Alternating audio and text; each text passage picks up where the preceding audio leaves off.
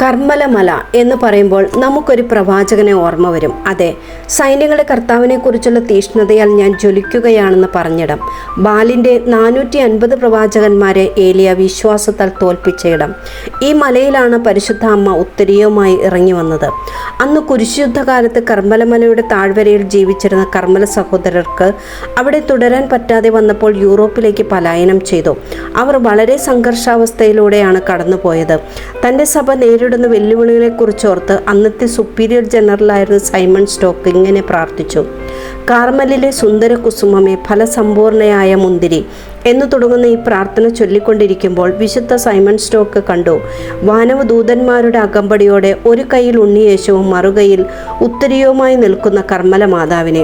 ഉത്തരീയം നൽകിക്കൊണ്ട് മാതാവ് പറഞ്ഞു: എൻ്റെ സാഹോദര്യത്തിൻ്റെ അടയാളവും രക്ഷയുടെ അച്ചാരവുമായ ഈ ഉത്തരീയം സ്വീകരിക്കുക. ഈ ഉത്തരീയം ധരിക്കുന്നവർക്ക് ലഭിക്കുന്ന വാഗ്ദാനങ്ങളിൽ ഒന്നാണ് അവർ നിത്യനരകാഗ്നി നിവദിക്കുകയില്ല. മറ്റൊന്ന് ആദിശനി ആനുകൂല്യം ലഭിക്കും. അതായത് മരണശേഷമുള്ള ആദ്യ ശനിയാഴ്ച ശുദ്ധീകരണ സ്ഥലത്തു നിന്നും മാതാവിൻ്റെ സഹായത്താൽ മോചനം ലഭിക്കും. ഉത്തരീയം എപ്പോഴും ധരിക്കുന്നവർക്കും ദിവസവും ഉത്തരീയ ജപം ചൊല്ലി ചാരിത്രശുദ്ധി കാത്തു സൂക്ഷിക്കുന്നവർക്കും ആണ് ഈ ആനുകൂല്യം ലഭിക്കുന്നത്. മൂന്നാമത്തെ വാഗ്ദാനം, ഉത്തരീയം ചുംബിക്കുന്നവർക്ക് ഭാഗികമായ ദണ്ഡവിമോചനം ലഭിക്കും.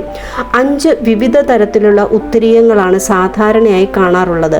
ഇവ സൂചിപ്പിക്കുന്നത് കറുപ്പ് മാതാവിൻ്റെ 7 വ്യാകുലങ്ങൾ, ചുവപ്പ് ഈശോയുടെ പീഡാസഹനം, നീല അമലോത്ഭവ മാതാവ്, വെള്ള പരിശുദ്ധ ത്രിത്വം, പച്ച മാതാവിൻ്റെ വിമല ഹൃദയം. ഇവയെല്ലാം തന്നെ 9-ാം പീയൂസ് പാപ്പ അംഗീകരിച്ചതാണ്. നമുക്കും ഉത്തരീയം ധരിച്ച് സ്വർഗം സ്വന്തമാക്കാം. കർമ്മല മാതാവിൻ്റെ തിരുനാൾ മംഗളങ്ങൾ. ആമേൻ.